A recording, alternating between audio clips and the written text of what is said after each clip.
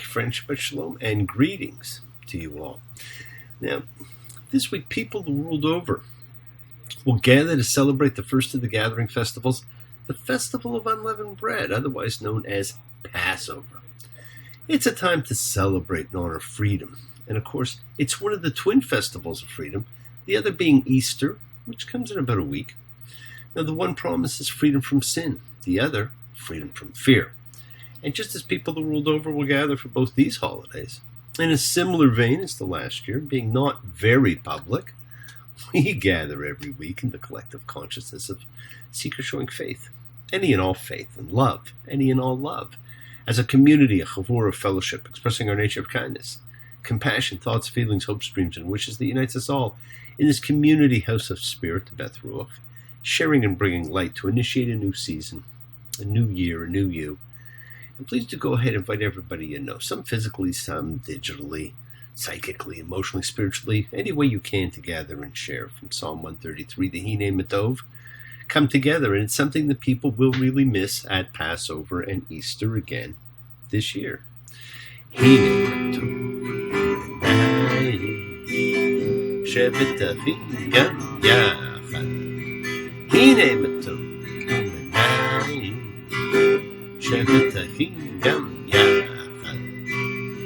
how good and how pleasant it is for brothers and sisters together. Community. Community. Community. Together. We are a community, my friends. A house of spirit, Beth Ruach. We share our triumphs, our falls, our celebrations, our joys, our sorrows, our gains, our losses, our feelings, because it's a safe environment in which to do so, and we support each other. So let's all spread love, goodwill, and fellowship to the world. Remember, this is you setting aside just a little bit of sacred time in your own sacred space to honor and converse with whoever, whatever you happen to believe in. We all believe in something. It's part of your kavanah, your intention that you put out to the universe. It is your goodwill. Let's take some time now. Send some of that goodwill, some light and healing out to whoever you know that needs it. Healing and renewal for everybody. It flows through space, finding those in need. So send it out. For those you know and for the souls and spirits of everybody you love. So think of whoever. You just have to think. Whoever you know that needs healing, renewal, and love, or just plain goodwill. Focus on them. Call their names. It's not just for people. It's for our pets, our companions in life. It is for the earth. It is the healing of the world. The tikkun olam that's part of our spiritual genetic makeup. So let's send thoughts and energy for health and renewal and goodwill for everybody. They don't have to be sick. They just have to be in your hearts and in your minds. For Matthew, for Demas, for Evelyn, Frank, for Ann, for Alex, for the bee. Friends, it is the kindness, the healing wishes, the goodwill and love we all send out. It just circles the world finding those in need. So thank you, each of you, for all you do, for all you care. Because the world is a world of spirit, and spirit, my friends, never dies. Me, Shabbat, Avotenu, Makor HaBracha, Limotenu, may the source of strength, who bless the ones before us, help us find the courage. Make our lives a blessing. The renewal of body. The renewal of spirit. Let us say, Amen. Mishberach, let us all have our spirits renewed. This is the great prayer for healing, my friends, in which we call upon God to heal as He's healed before. Mishaberach, may He who blessed, because all healing is a blessing. Let's send and receive healing and renewal energy in our efforts to love, to share, to care, to grow. Now, we began Leviticus last week and it introduced the whole field of sacrifice. And to most people, it's a very foreign kind of subject, and it should be. They stopped over 2,000 years ago, but they're misunderstood. The purpose of sacrifice was not to kill, but to recognize that an animal's life was actually sacred. Now, the order of the book of Leviticus itself may have contributed to this misunderstanding of sacrifice, because it deals with sacrifices that go to the priest first. It doesn't get to the food sacrifices until like around Leviticus 17. Now, most sacrificed animals are eaten by the person who brings the animal to the altar. Now, there's also a second group of sacrifices which involve the ritual slaughter of an animal that's not for consumption by the person who brings the sacrifice. Instead, that meat is eaten by the priests or is instead entirely burnt. Such sacrifices purely relate to guilt and expiation of sins. Now, the introduction of law means the introduction of violations of the law. So besides addressing matters of punishment, compensation, execution, the system requires some means of dealing with individuals' feelings of guilt and with public condemnation. And it's achieved through the sacrificial system, including sacrifices for unwitting violations by individuals or the community, and sacrifices for various other feelings on the part of the offerer. The system that provides grounds for guilt also provides a mechanism for expiation and forgiveness. It has to. So, friends, sacrifice is the only mechanism for forgiveness in the book of Leviticus. There is no indication that one can appeal to Lord's mercy, His grace, His kindness, any of these things for atonement. In fact, the words repentance, mercy, grace, and kindness do not occur anywhere in the entire book of Leviticus. And it places the priests who alone can perform sacrifice in a very critical role. And no less significantly, it concentrates the community's attention on the single place where sacrifice can be performed, the tabernacle, or the tent of meeting. Now, in the absence of sacrifice, other means of atonement have risen in importance in modern days. Notably, the Day of Atonement, Yom Kippur, has become the most sacred and widely observed holiday. Whereas in the Torah, Passover, which is coming up, stands out as the first and foremost of the holidays. That long evening dedicated to taking turns reading from a book, supposedly to talk about the Exodus, is the number one holiday. What would you think if I gave you a tune to help you recall what we do?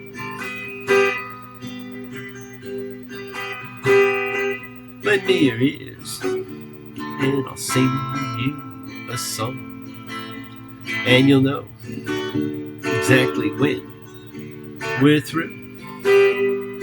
Oi, I get by with a little help from my friends.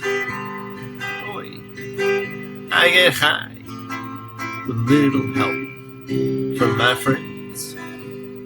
Oi, gonna try little help from my friends. Now remember, Passover and the evening Seder are a family and friend affair, built on a story and sharing and teaching. And we will be sharing one together very soon.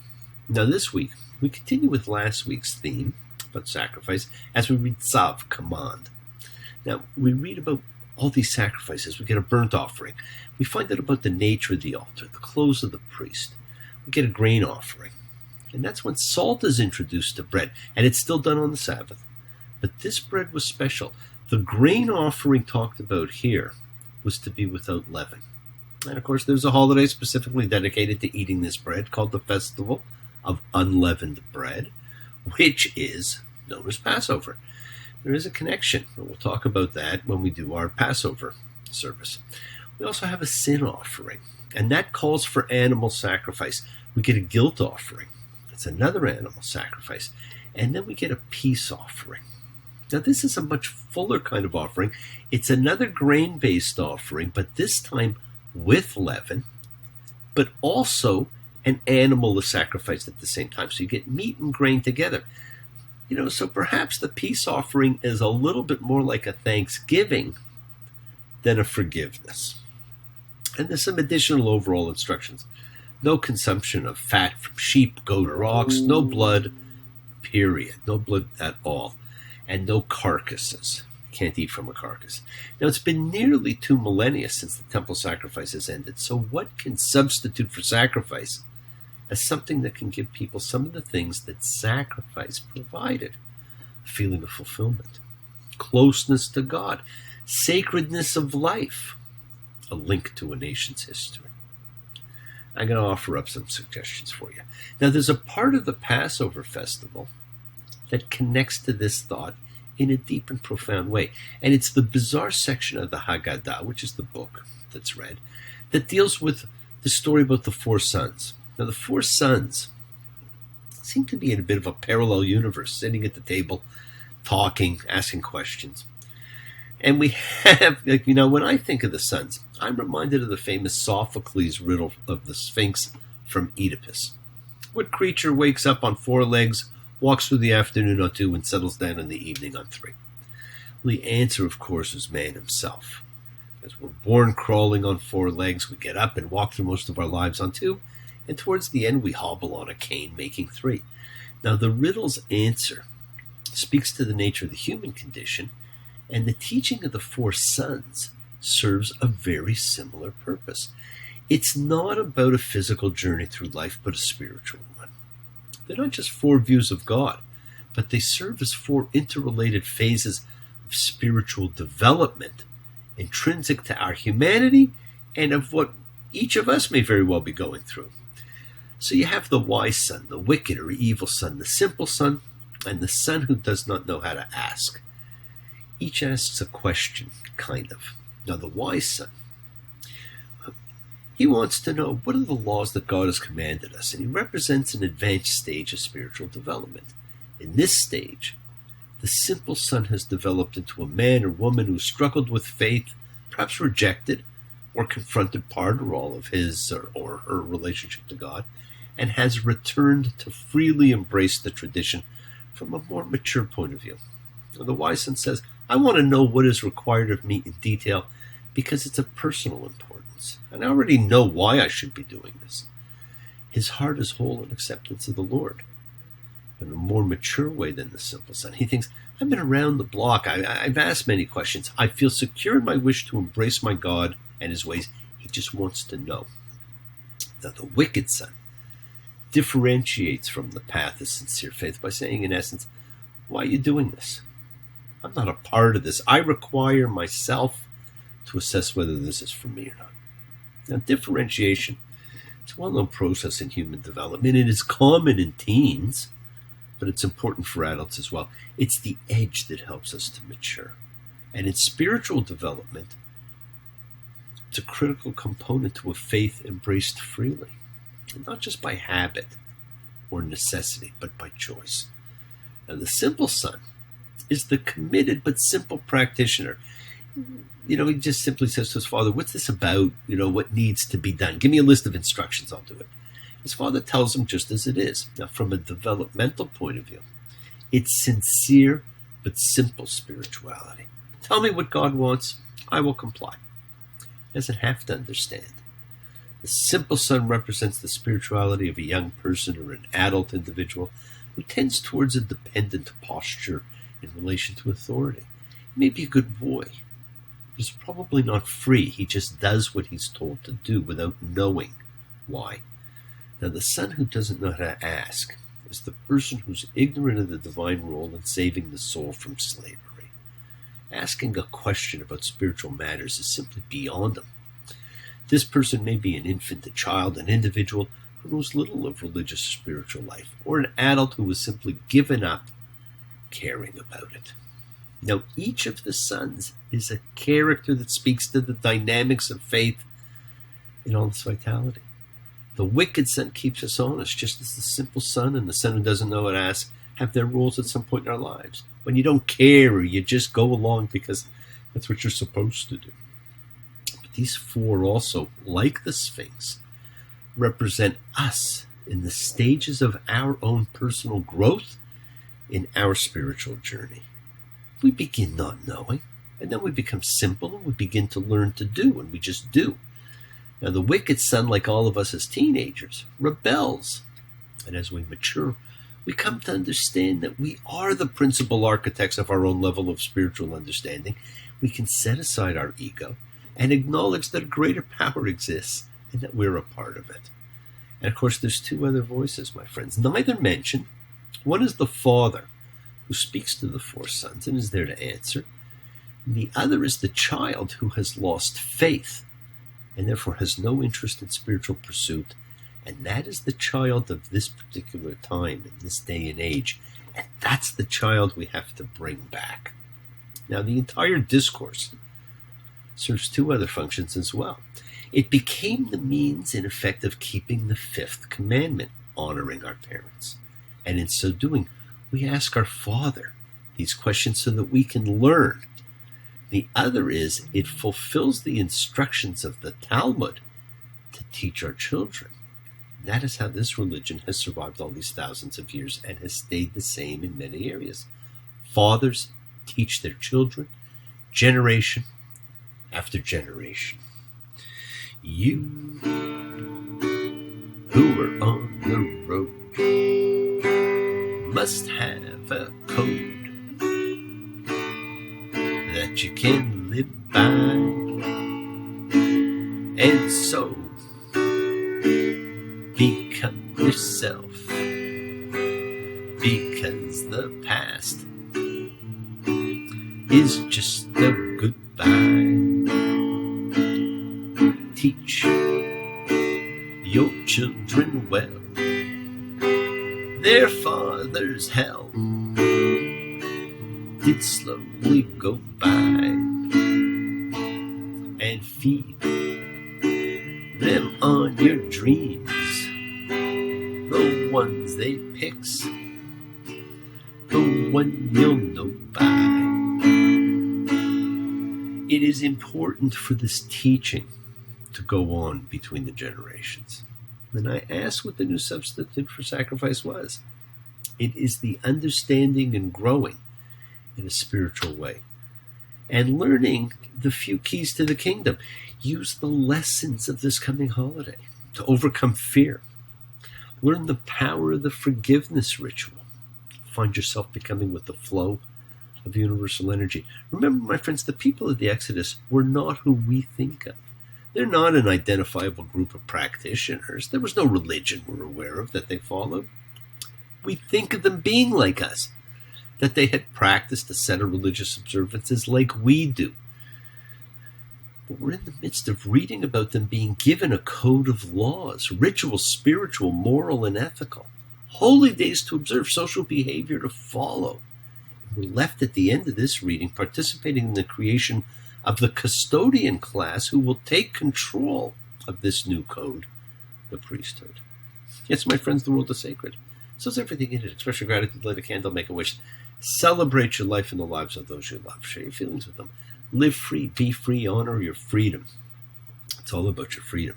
Be well, be happy, be blessed. Share and honor the light and all who live in the light and continue to shine.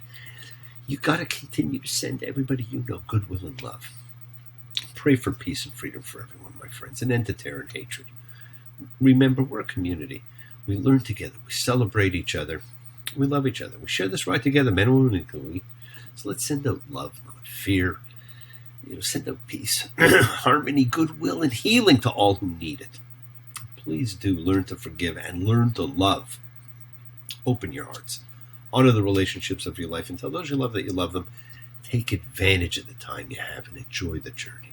Because we take the twists and turns and the patterns that weave through the fabric of our lives in our efforts to grow, to learn, to be, to love. So please do love. God bless you all. Have a fantastic week, a week of love and light, a week of peace, a week of miracles.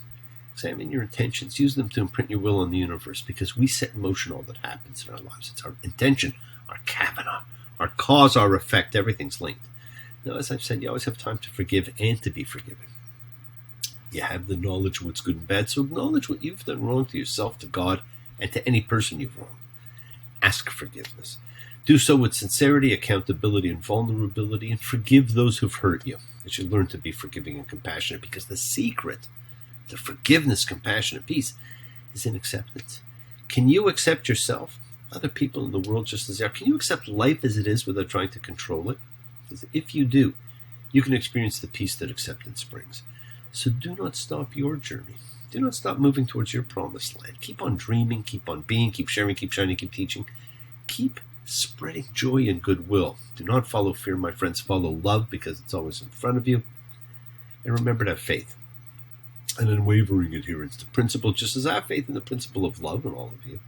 Act with purity of heart and mind. Despise none, defraud none, hate none. Cherish all. Honor every child of God, every creature of the earth. May all people know peace in this year. May you nurture kindness and love everywhere you go. Make the most of your time in this life and work to be present in the body, the heart, the mind, because the deepest source of real power lies in your consciousness and your ability to be mindful, to be aware, to be present in all life circumstances. Okay? Your words are your power, my friends, to transform and to love. So bless, be generous with them, and embrace love, not fear, forgiveness, not anger. Be there for someone, because someone will always be there for you, whether you know it or not. You may not see it, but they'll be there. Continue to explore faith and belief, what they mean to you, and their meaning to you is just for you. And never accept shame as a natural state, because whatever you feel others have felt, whatever you've experienced, others have too. We share together, we learn together, we help each other. We are each of us trying to find love and acceptance and support. We all have or could have that special someone in our lives, so find them. Tell them what they mean, and remember that you're never alone on your journey to your promised land. Keep forgiving those you need to forgive, and keep asking forgiveness from those you need to ask forgiveness of. And remember, you can be free. And the surest way to freedom, my friends, is to tell the truth. Truth will set you free. Tell the truth to you, to God, and to others, to everybody.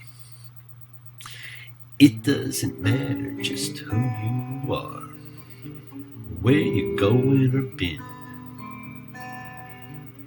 Open your eyes and look in your heart, Lord. The whole world is shaking now. Can't you feel it?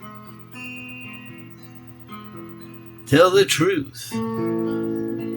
Tell me, who's been fooling you?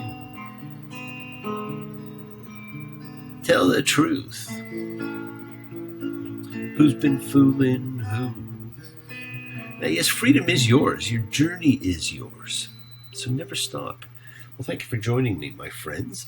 Keep sharing the light. Practice forgiveness. Be thankful, be gracious, be kind, be loving. Believe in yourself and spread a little goodwill to the world.